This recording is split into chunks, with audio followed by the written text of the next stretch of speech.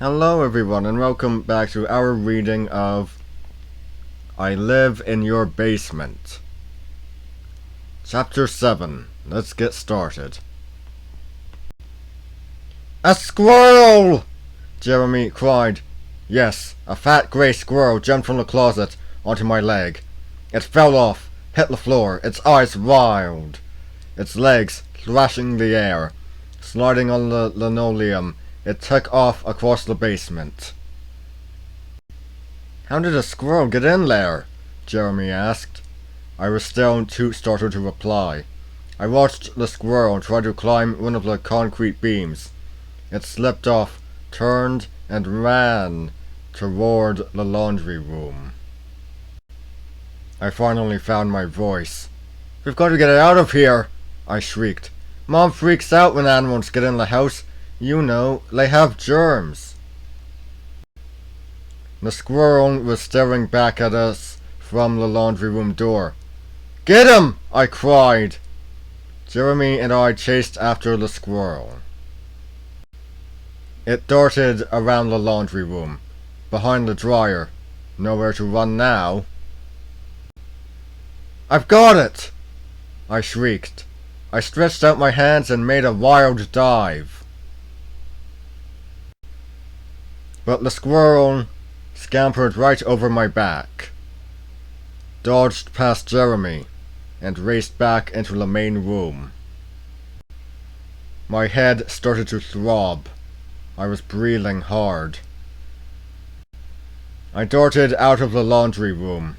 The squirrel ran under the pool table, its bushy tail standing straight up. I checked to make sure both basement windows were open. Then I grabbed an old fishing net from against the wall. The frightened animal stopped running and turned back to Jeremy and me. Its whole body trembled. Its little black eyes pleaded with us. "Here, squirrel! Here, squirrel!" I called to it, waving the net. "We're not going to hurt you." I swiped the net at it. Missed.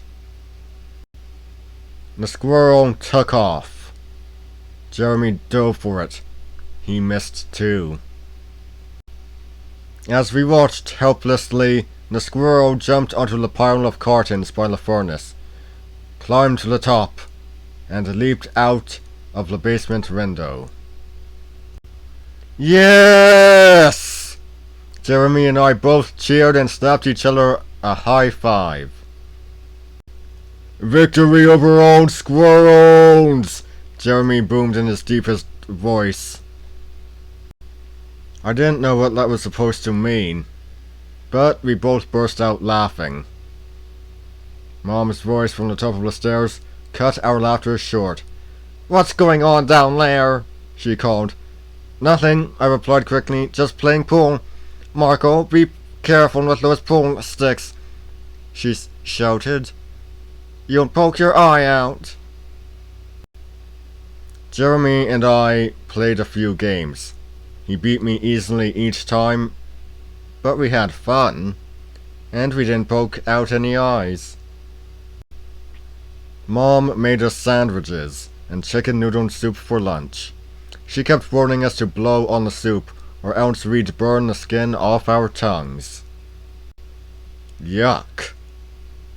After lunch, I started to feel tired, so Jeremy went home.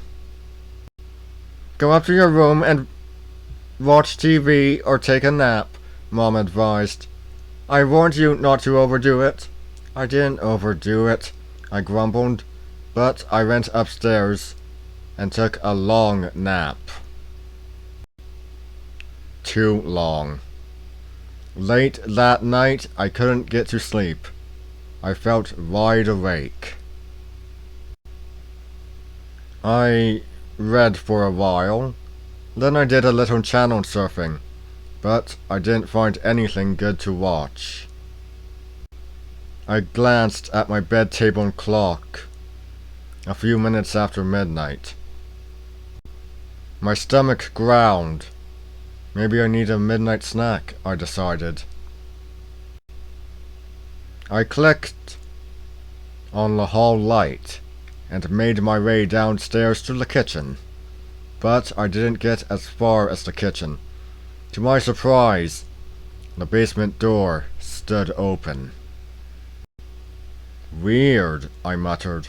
Mom always keeps that door closed. She's a nut about keeping doors shut. I walked over to the door and started to push it closed. But I stopped when I heard a scraping sound down there.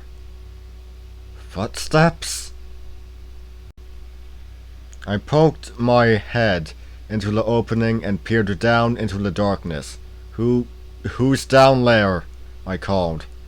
I heard more scraping steps, and then a boy's voice called up, "It's me, Keith.